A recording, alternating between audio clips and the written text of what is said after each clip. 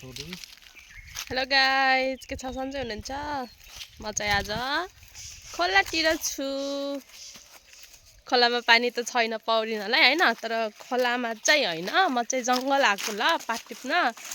अनि पात विशेष चाहिँ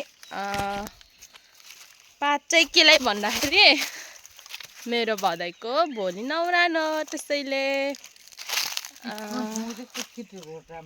कुजे ल गाइज, अब हामी चाहिँ मेरो बोइ र म चाहिँ पात टिप्न आएको।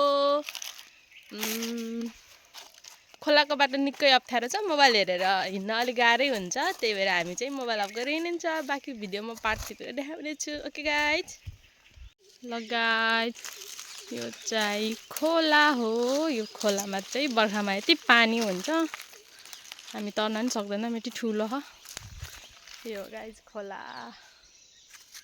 पारी जङ्गल। यसले के खोजेर हिँडेछ के? जङ्गलमा के भेट्यो? यता आइज ओइ कन्ठे। ए ल ल, उफ उफ उफ दौडे रमा आज जङ्गल आएको त।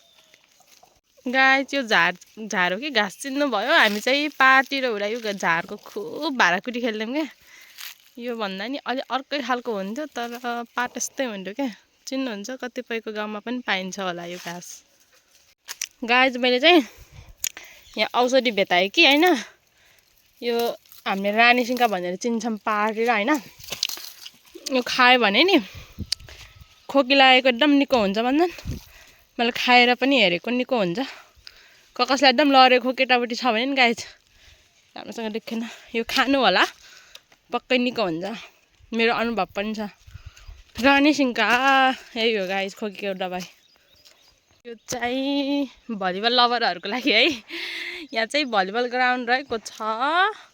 यस्तो गराएको छ यहाँ त। यो चाहिँ जङ्गलको बिचमा छ है यो भलिबल ग्राउन्ड चाहिँ। यहाँ कतिखेर भलिबल खेल्छ मलाई पनि थाहा छैन होइन, आई डोन्ट नो। बट यहाँ कोल पनि छैन, खोइ कसरी खेल्छ कुन्नि भलिबल। अहिले चाहिँ बनाउँदै रहेछ यो ग्राउन्ड चाहिँ, आउनुपर्छ ल गाइज यहाँ खेल्न भलिबल ग्राउन्ड। यहाँको बाटो चाहिँ पुरा यस्तो रहेको छ। मलाई खासै हिँड्न आउँदैन कि यस्तो बाटोमा पाहाडतिर। हजुर आउनुहोस्, पाहाडतिर हिँडेको बानी भए पनि खै आया बाटो निकै अप्ठ्यारो छ क्या गाइज। ओफ, त्यहाँ मेरो कुकुर ठ्याक्कै लाग्यो। यहाँ चाहिँ अलि धेरै पात भएको उस भेट्यो, रुख भेट्यो। यसलाई चाहिँ निहुराएर हामीले टिप्दैछौँ। अब चाहिँ पुग्छ जस्तो छ पात। गाई पातको बिजोक हेर्नु न, सबै पाल परेको मात्रै छ। एक मुठा पात टिप्न नि कति गाह्रो भाइ। हामी चाहिँ अब यहाँ नभएर अब उट्टापट्टि खोइ छैन पात त। जम्मै खुवाम हल्का हल्का दे।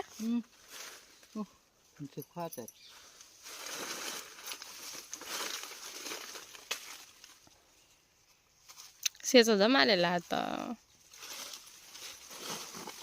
अब कुला नुङ्गेल फेरि।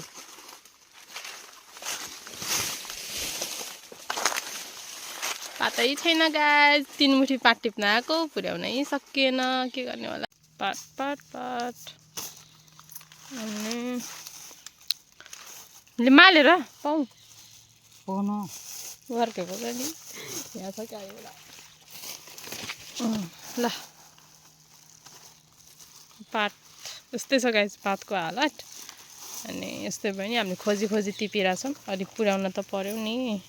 कसैलाई पात टिप्न आउँदैन भने चाहिँ पात टिप्ने चाहिँ यहाँबाट यसो भाँच्ने है, यहाँबाट यसरी निकाल्ने। मैले कस्तो मजाले टिपेँ। चिया रेके चिया पात टिप्न सिकाउँदैछु। यो चाहिँ कति राम्रो पात के, दामी छ है। होइन गाइज, मैले यति धेरै पात टिपेँ रे के गन्यो भने 10 हुँदा नि छैन, तर पात पाउनै मुस्किल छ, के गर्ने गाह्रो छ।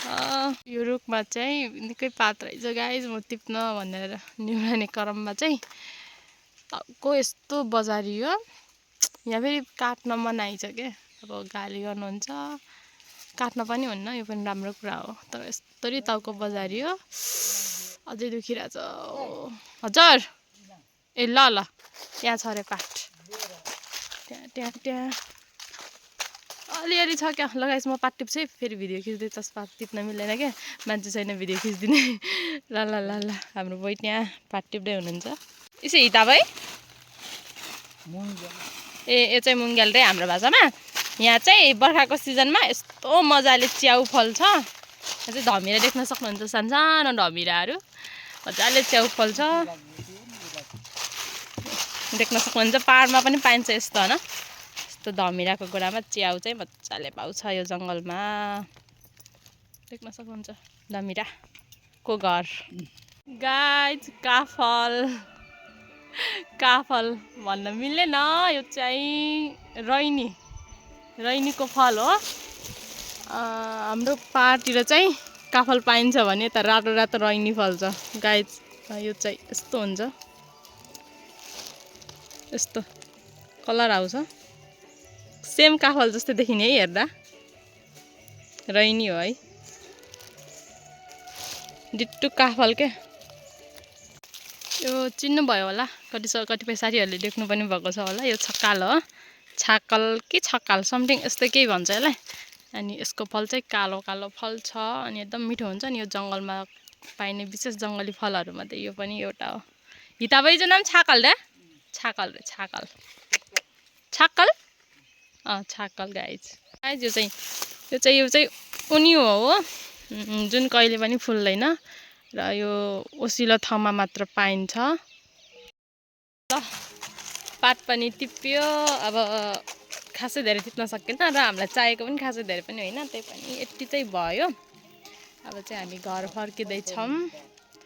अब बाटो हिँड्न अलि अप्ठ्यारो छ कि। ल गाइस आजको भ्लग यति नै। अरू नयाँ भ्लग हेर्न चाहनुहुन्छ भने लाइक कमेन्ट सब्सक्राइब र सपोर्ट गर्न पक्कै पनि नबिर्सिनु होला।